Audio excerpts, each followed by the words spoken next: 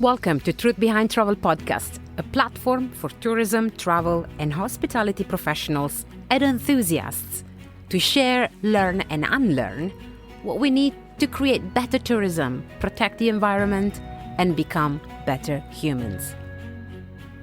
I'm your host, Dolores Semeraro, and every week I bring on the podcast the voices of those out there making a difference to learn the hard truth behind the world of travel and tourism, what works and what we can collectively do better. Welcome to Season 4, a series of conversations fully dedicated to women in travel, the trailblazers, the visionaries who have been and continue to be the force for good we need to hear more from. Joining us on the show, I am thrilled to welcome Truth Behind Travel podcast sponsor, Women Travel Leaders. Women Travel Leaders is a community that supports high-performing, purpose-driven travel business leaders to grow their business in less time by fostering a community of heart-led leaders who prioritize authenticity and impact above all else. Are you ready to start thriving in your travel business and your life through connecting with a powerful community that truly has your back? Well, head over to the show notes and on the link, mention Dolores in the referral name to first access when applications open and receive 25% off your first year of membership. Welcome back to Truth Behind Travel podcast. We are in the middle of Season 4, dedicated to highlighting the profiles and raising awareness on the work and voices of women in travel. And today, we're not just going to hear from a great example of a woman in travel. We are going to meet someone that has made it her life mission and vision to support and guide women in travel from the very first steps in business. In 2022, she created wmnsWORK, a 12-week virtual equity-free accelerator program designed specifically to support women and non-binary tourism entrepreneurs during the most critical part of their business journey, the early stages, providing educational resources, mentorship, and a space to create not only a meaningful community, but the foundations of an impactful business. She's a champion for gender equality in tourism entrepreneurship and a B2B partnership development specialist for experiential tourism businesses with over a decade-long experience in the tourism industry. Let us welcome Iris Serbanescu. Welcome back to the show and welcome, Iris. Happy to have you. How are you? Thank you. I'm so thrilled to be here. I think we're going to touch on quite a few hard points on the conversation related to the role of women in business, especially in the tourism and travel industry, the experience you've had across the network that you've built with wmnsWORK. But before we get there, give us a journey summary of your professional path, your personal path, if you feel like sharing, and what took you to where you are today. I did not intend on setting out into a career in tourism when I first graduated from school. I think tourism is one of those overlooked industries that people don't necessarily realize how much breadth of opportunity there is, and that it's actually a massive sector, but we're not taught that tourism is an option, at least here in North America. I think in Italy or Europe, it's a little bit different, but I graduated from business school and went straight into a job on the Canadian equivalent of Wall Street, on Bay Street, in risk management consulting, which was just as exciting as it sounds. It was an interesting foray into the working world. And I quickly realized that after spending a semester of my university in Paris, travel was actually the thing that lit me up the most. And I wanted to see if I could turn it into a career. And I boldly left that job, that cushy job in finance and insurance, to work in travel and go back to school and get a tourism management diploma before figuring out exactly what the opportunities were. So that was about 12 years ago. I've now been in the industry for 12 years. I've moved through different roles. Most of them have been in marketing and partnerships. That's really where I thrive. I love creating connections for folks. I love the network effect. Applying some of that strategic business knowledge that I gained through my early career to companies in the travel industry. So I started at a luxury agency and a virtuoso agency based in Toronto, progressed into working for a representation company for 5 years, which is where I built the bulk of my connections in the travel industry. And it was a great way to get out on the road, to go to trade shows, to understand the different facets of the industry and who the key players were and the actual business behind our amazing industry, which people see almost as a Broadway show. It's like you see as a traveler, you see the show and you're part of the show, but you have no idea what goes on behind the scenes and how much of our industry is powered by sales, business, partnerships, operations, like understanding how to deliver experiences. That whole side of the industry really fascinated me. So did that, yeah, for about 5, 6 years. Then I moved into travel technology and worked for a large OTA. Got to really see that side of the industry of like venture capital backed companies and quick hyper growth and scalability. Yeah, what it meant to like package a tourism product and put it online to distribute around the world. I hadn't worked in a space that had that much scale before. So that was a really interesting, I was used to working with small businesses. And so that was a really interesting shift for me in my career. And after working there for 3 years through the pandemic, I went on to start my own business, wmnsWORK, which is now an award-winning tourism accelerator for women entrepreneurs in travel, women and non-binary entrepreneurs. It was one of those ideas that came to me during a quiet moment in the pandemic when we were all looking around the industry to think about how we could build back better. And I was kind of in problem solving mode. Like, what are the things that I see here that need to change? And based on my own experience, what needs to change? So it's sort of a combination of my own lived experience in the industry, as well as how I could support the industry in growing back better. Because I knew I wanted to stick around tourism, despite the pandemic having a very, like an awful effect on our industry. I knew it would come back. I knew it would bounce back. So people thought it was crazy that I started a business in the pandemic, but it's actually the best time for opportunities like that. Where do you see now, if you look back and you look at all the women really the people that have participated and gave you feedback into building this business, and you look at the way you've helped everyone that was either joining the network or crossing path or even just networking with you, and you must have observed their roles, their position at the time.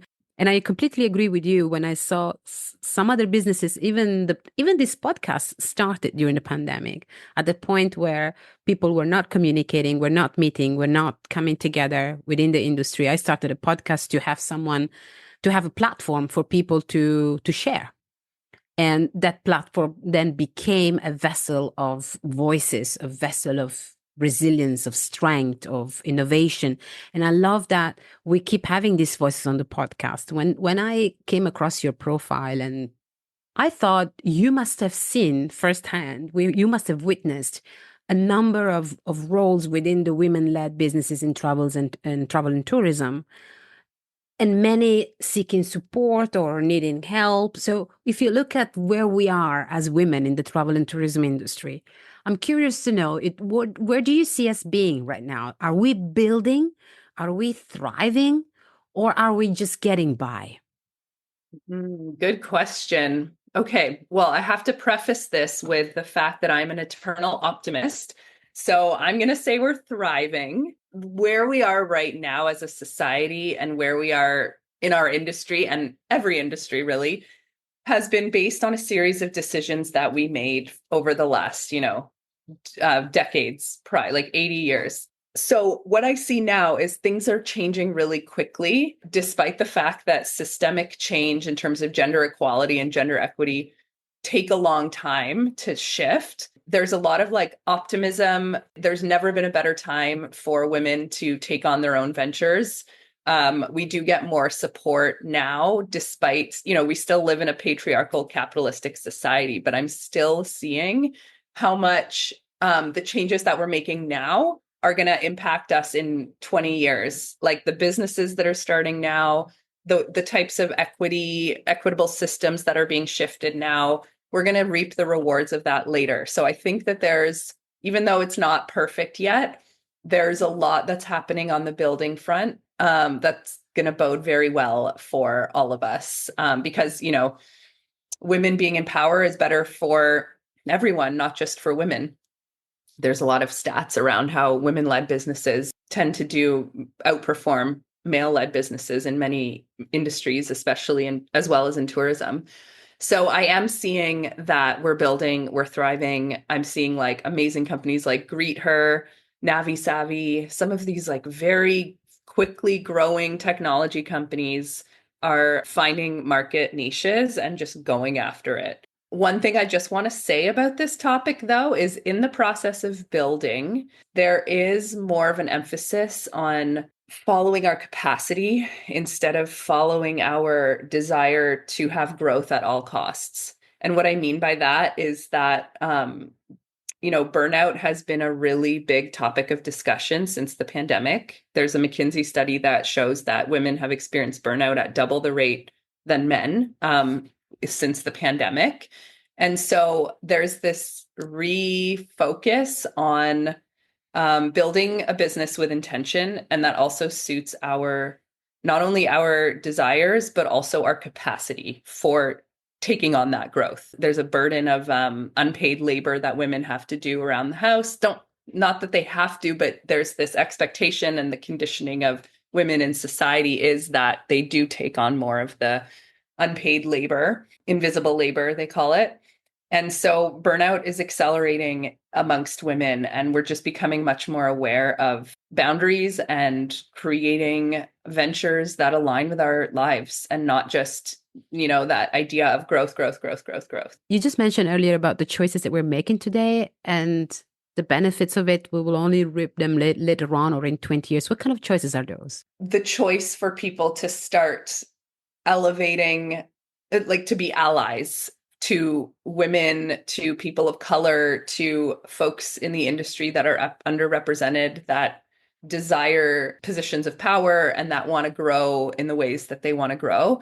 There needs to be some sort of like allyship and mentorship in place in order to beat the systemic factors and barriers that they experienced up until now. So I'm noticing there's a lot more collaboration happening. There are a lot more, gender equity policies being put in place in organizations. People are deconstructing those stereotypes and biases in the hiring processes that have again gotten us to the point where like there's a disparity of leadership being overwhelmingly male and not as much female in organizations. So all of these things that we're doing now, like we will see the rewards sooner than 20 years, but to actually witness a big shift, it's going to take time. And it's going to take a mindset shift. Like it's an entire societal paradigm shift that needs to kind of happen in order for things to change, in my opinion. It's what I'm seeing. And if you look at the tourism industry, specifically the travel industry, I have observed, especially in my work with tourism boards, that the leadership team is always male dominated. And then the doers, the actual, the sales girls, the marketing people, they are always women led. So I see a disparity. Where do you see, in your experience, where have you seen that disparity happening? Is it in the leadership level, or it's just spread across? And what kind of role do not have that alignment? Well, you're absolutely right. The statistic is that the workforce is 60% female in the industry, but less than 8% of executive positions are held by women in the travel industry. So that's the math behind that. The odds of a woman becoming CEO in travel is 1 in every 20 men. So that's like 20 to 1 odds of a woman climbing the ranks.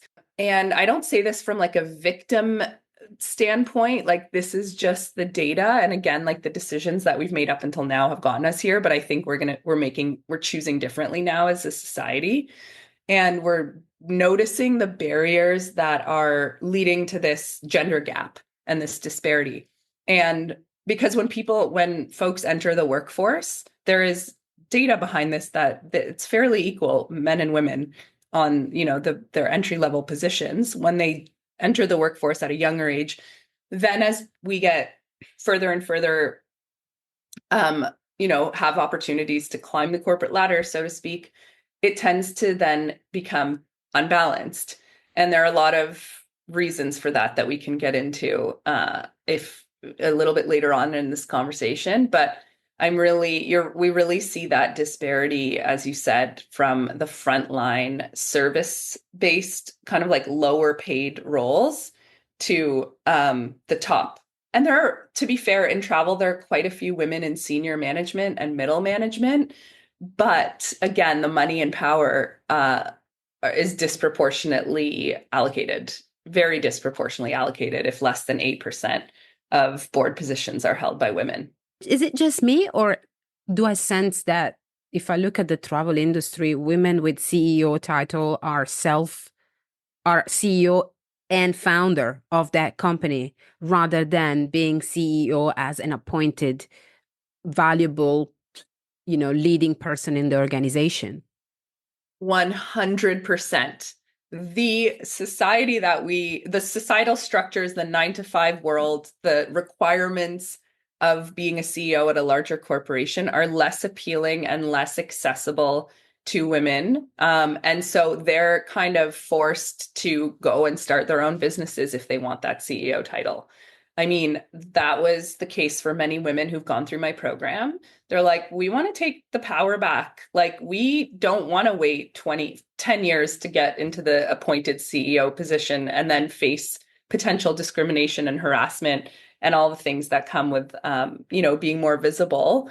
We're going to just take matters into our own hands and start our own businesses. And so it's a good thing, but it's also like, we don't necessarily choose that. We choose that because the way that the world is set up, it's not set up for women who have to do a lot of, again, the invisible labor or that's, the power disparity there.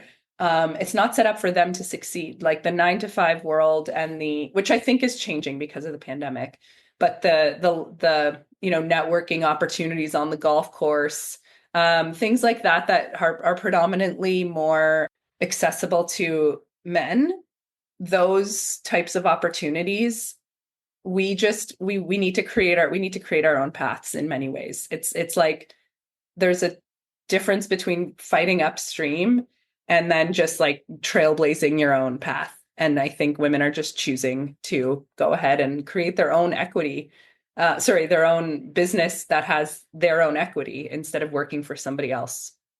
It's harder, I would say, to come in as a woman leading a team and change a company culture that you didn't create, but you're just kind of like bringing in a little bit of oxygen and a little bit of new, fresh set of ideas, rather than doing your own thing, creating your own culture. But I argue whether that's equally, it is effective, but I argue if that's the solution or if that's what we need to praise, because then I think in time, it creates separation. We don't want to create separation. In fact, we want to create cohesion on the workplace. And when I see women-led businesses, yes, with a whole, set of values and company culture and vision and purpose, commendable, absolutely. But I'm all for coming together rather than, separating path. And when I see the tourism and travel industry, I see now a separation sort of pattern, so to speak. Do you see women-led businesses having a longer and most sort of impactful, meaningful, footprint in the future of tourism? Are these businesses the businesses that everyone else is going to be learning from? They're going to, shape the so-called future of tourism and having more impact in just out of your, spectrum of witnessing so many women coming under the framework of women's work? Yes, for two reasons. So there's a lot of data on this that's come out over the last few years. But then I'll also anecdotally share my own experience. Um, women who like women-owned businesses, female tourism entrepreneurs generally tend to make choices that are more aligned with things like the United Nations Sustainable Development Goals, the SDGs. It's in our nature to think about the collective rather than individually ourselves, and to prioritize collaboration over competition, and to be mindful of our connection with nature. And all of these things lead women business owners to make more climate aligned decisions. It's a really interesting topic. They do things that are better for the environment. They're generally just more interested in regenerative practices than in growth at all costs. And that's not this idea of control and we need to like control the environment and control our businesses. It's more like there's just a more symbiotic relationship between the way women think and Mother Nature. And so that's going to change the way that they run their businesses. There's a reason Mother Nature is female. It's not Father Nature. So I like that the data backs this up, first of all. It's not just my own experience, but in women's work in my accelerator program, we talk about building your business on anti-oppressive and regenerative tourism principles in general. And that's one of our workshop topics.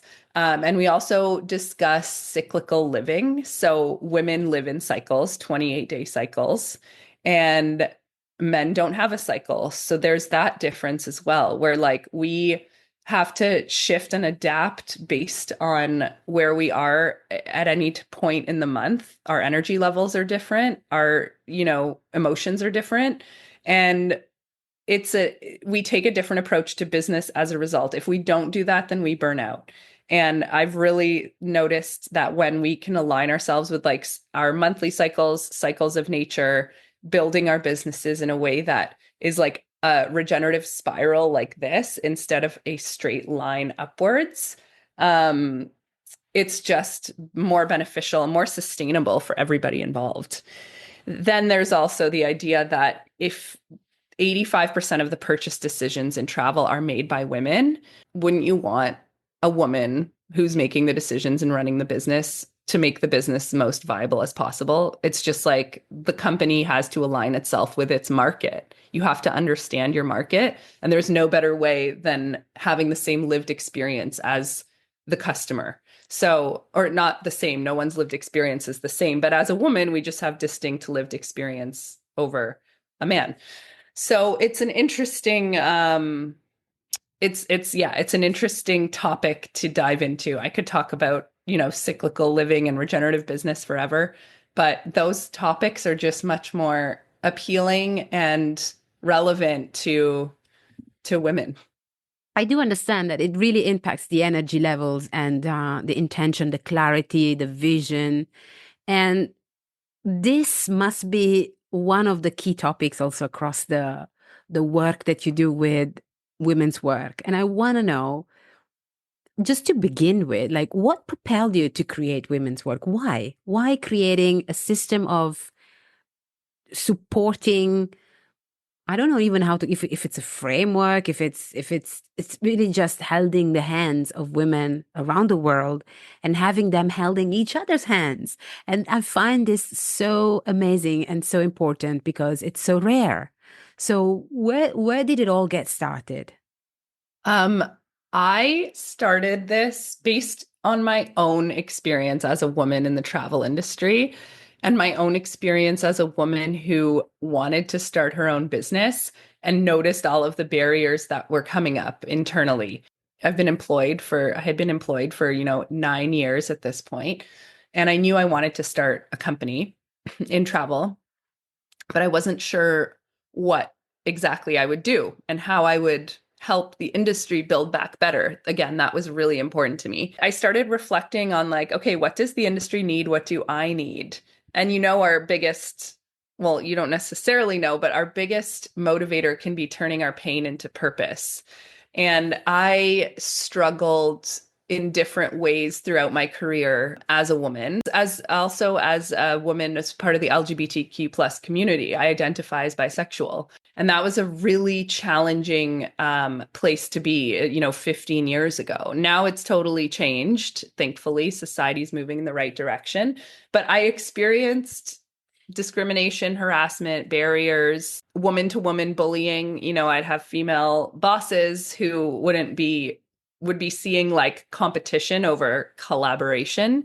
And all of these things just they didn't sit well with me. And I wanted to take my lived experience and create something where we could thrive. And what we need to thrive as entrepreneurs is support, validation, collaboration, understanding. When we have all of these ingredients in place, it's not so much about the tactical pieces of how you grow a business. There are obviously lots of things you need to do to launch a business and grow a business, and you don't know what you don't know, so you come somewhere for knowledge. But what inspired me to create Women's Work was it wasn't just another business program or business accelerator. It was this safe space, this container where we could come and show up as our full selves, that something that never existed for me in the industry, and navigate the fear and self-doubt and lack of confidence and share our lived experiences as a kind of a cathartic way to move through barriers to realize our highest potential. So that's really why I wanted to create this space, because I needed this space. And I figured if I needed it, and the more women I talked to, I found out they needed it too. Even though I was filled with imposter syndrome at the very beginning, I needed to take this leap. And how did it go? Well, 3 years, 5 cohorts, almost 60 entrepreneur graduates later, I'd say it's pretty good. What is the kind of support that you see as a pattern that is often needed? I notice over the past 3 years, the most helpful piece of support we've been able to offer has been reflecting back to the participants in the program that they can trust their intuition and that they're on the right path. It's not about giving them the answers unless, they need very tactical support. It's more about like, oh, this is what your intuition is saying. Let's dive into that a little bit. And how might this be the right move for you? Whether it's bringing on a co-founder, breaking up with a co-founder, launching a new product, pricing, like all these things. We have a lot of the answers inside of us, but we're just so taught to look externally that if we continue to teach people to look externally, they'll never be able to trust their own intuition and guidance.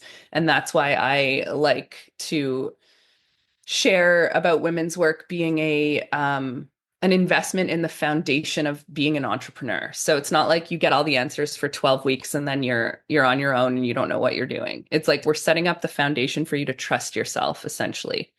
And we do that differently with different people. It's a really co-creative, symbiotic process. And there's also, of course, the more tactical pieces like networking, introducing them to people that can help grow their businesses that they wouldn't otherwise have access to. So some allyship in that way, bringing in people from my network that I've built relationships with over the last 10 years and introducing them to these startups. So yeah, networking, mentorship, allyship, and just guidance on the fact that they can follow their intuition. You've recognized a niche into the niche, the niche of women working in travel and tourism. And in that niche, the niche of those at the beginning of their entrepreneurial journey, recognizing and admitting, because not everyone admits that they need support, and admitting to be needed support. And in that niche, you've built a network that then merges with your network. So everything seems very actual. It's now. It's happening now. It's needed now. How are you going to future-proof women's work? Because it's so in the now, I'm like the way I've built the business is that it needs to be extremely responsive to what the needs of the moment are. So we have changed the curriculum every single time we've run this program. We've never run it the same. Every time we look at who's in the program and we build our curriculum based on what their needs are. We have like the basic topics, but then we bring on different experts in different fields, constantly researching who's at the top of their game in this area and bringing them in to speak. We pay all of our speakers, we pay all of our mentors, so it's not a volunteer opportunity. So we can be really choosy with who we bring in. So I think just continuing to like be present enough to be in that space to respond instead of react, and just like build from that co-creative space is going to help. And the idea also that, I mean, we launched during the pandemic, so we're pretty used to like changing things quickly on the fly. We soon realized that the amount of hours that people had during the pandemic to dedicate towards women's work was like, it was actually because no one was traveling, they had way more time to be online. But then when things came back to normal, the amount of hours that we had scheduled for this program and people were on the road, it was impossible. So we had to completely shift how we do it and do like pre-recorded workshops for half of them instead of live.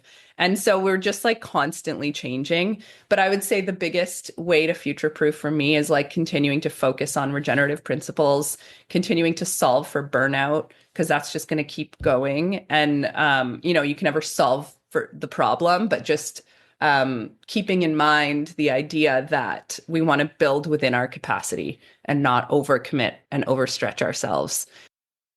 Whatever the trends are in terms of how people are growing their businesses, we take all of those things into account. And I don't want to say burnout's a trend. It's absolutely not. It's just a topic of discussion that's gotten much more airtime than it ever has in the past.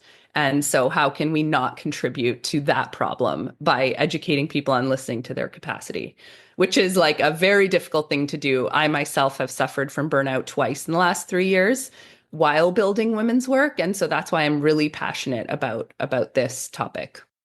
And if you were to leave a word of wisdom to those listening to the podcast, perhaps at the beginning of their entrepreneurial journey in travel and tourism, or at the crossroad of a potential career advancement or a choice, what would you say? Be more excited about the opportunity than about the barriers. That has been the key. My excitement has taken me on so many journeys that I would have given up on if the excitement wasn't greater than all the barriers I had to face. So continuously aligning yourself with your mission and with your why and your vision. Thank you so much, Iris. This has been a wonderful conversation. I think that we just really scrapped the surface of many of the things we touched on today. If you feel that there is a story that needs to be told and you think about the podcast being a channel for that, open doors anytime. Thank you so much. That truly means the world, because this kind of exposure could make a huge difference for a small business. And all the best for the work ahead. And thank you so much for coming on the podcast. Thank you. This was a wonderful conversation.